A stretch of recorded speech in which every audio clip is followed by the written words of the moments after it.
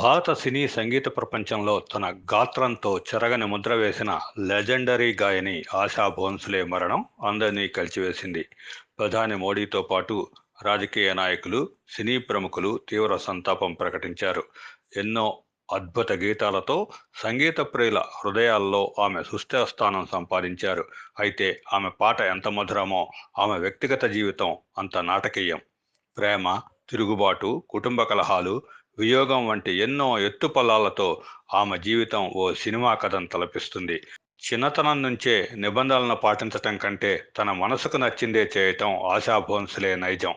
కేవలం 16 ఏళ్ల వయసులో ఆమె తీసుకున్న ఓ సాహసోపేత నిర్ణయం కుటుంబంలో పెను తుఫాన్ సృష్టించింది.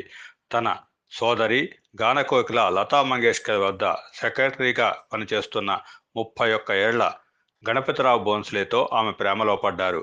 అయితే ఈ సంబంధం ఆమె కుటుంబం, ముఖ్యంగా లతా మంగేష్కర్ తీవ్రంగా వ్యతిరేకించారు.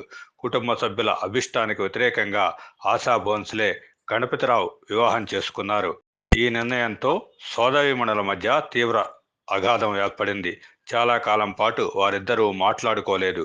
కుటుంబానికి దూరమై ఒంటరిగా కొత్త జీవితాన్ని ప్రారంభించిన ఆశ ఆ సమయంలో తీవ్రమైన ఒంటరితనాన్ని, భావోద్వేగ సవాళ్లను ఎదుర్కొన్నారు. ఆశ, గణపతిరావు దంపతులకు 3 పిల్లలు జన్మించారు. కానీ వారి వైవాహిక జీవితం సజావుగా సాగలేదు. కాలక్రమేణా వారి బంధం బీటలు వారింది.